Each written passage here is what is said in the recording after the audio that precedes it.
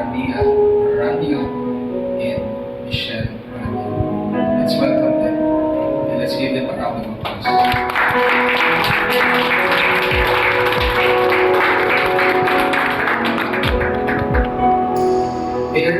Ordination to the gospel ministry is significant and solemn.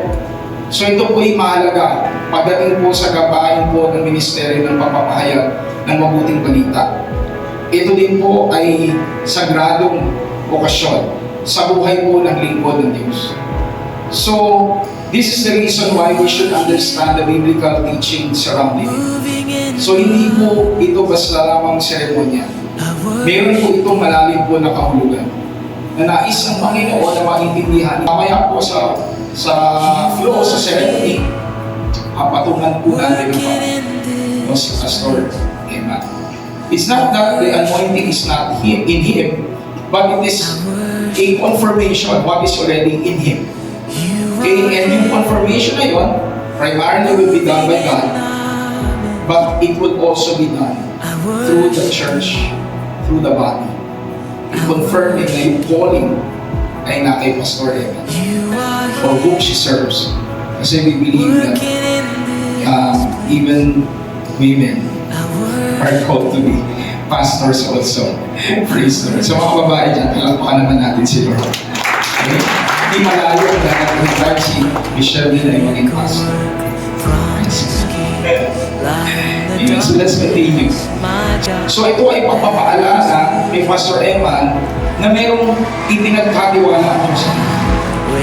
Because more than a title, there is a function, a role that has been entrusted to him. You are here, touching every heart. I worship you. I worship you. You are here, healing every heart.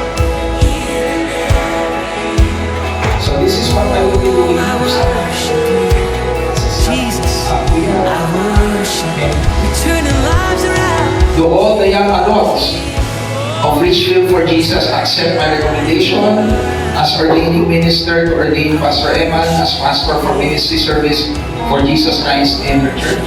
You're mending every heart.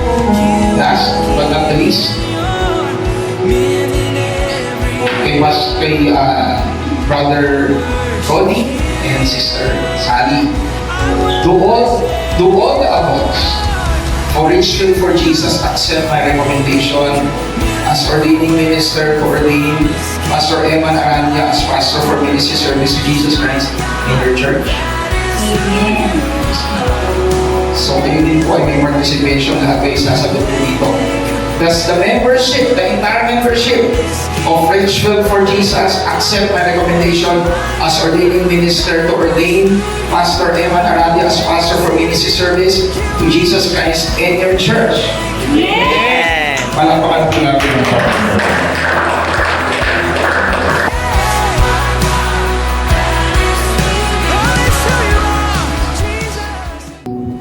Will you allow the Lord Jesus Christ to be your own? Commit to remain faithful to Him all of your life. Will you commit to remain faithful to the Church of God all of your life? Will you commit at this point in your life to serve Richfield for Jesus Fellowship? Amen. Will you let the Holy Spirit fully guide and direct all that you say and do in your ministry? Amen. So as a symbol of your ordination, the Richfield for Jesus, represented by the various age group, together with me as ordaining pastor, we now turn over the Bible to you as a signal and a symbol that you are accepting all the responsibilities. Can we give the Lord a clap? So it's not, and then the ministry leads po, or pwede pong pupunta sa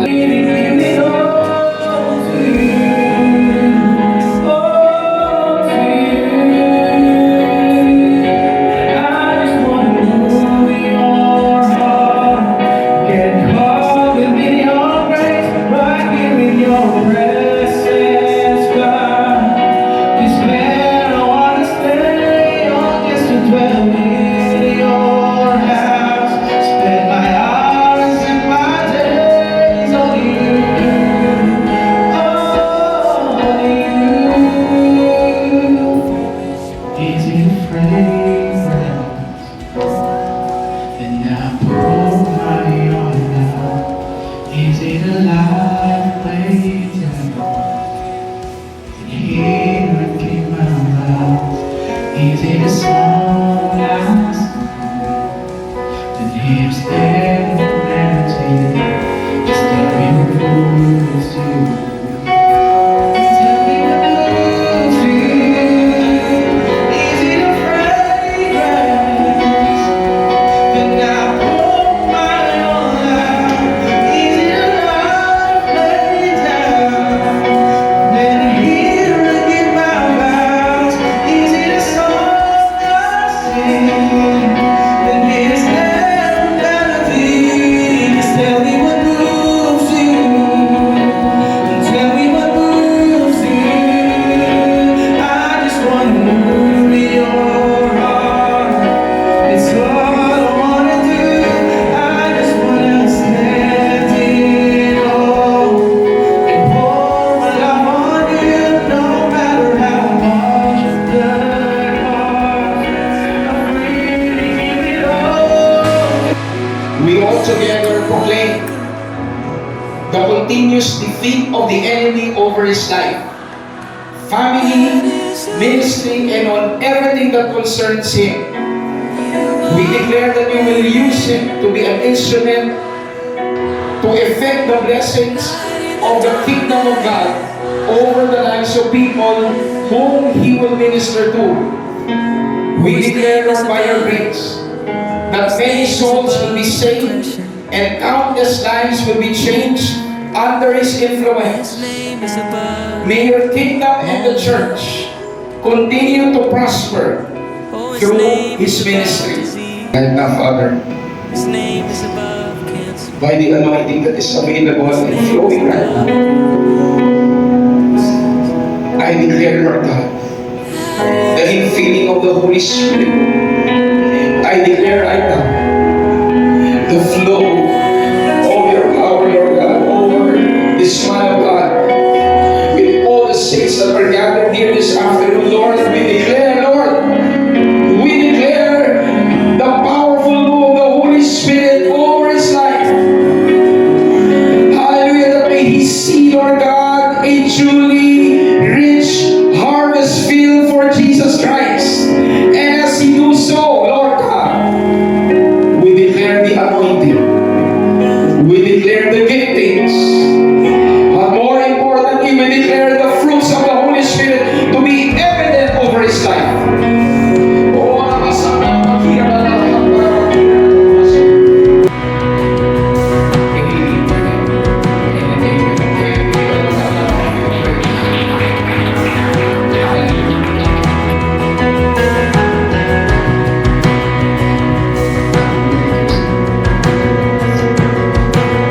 Christ is my reward and all of my devotion.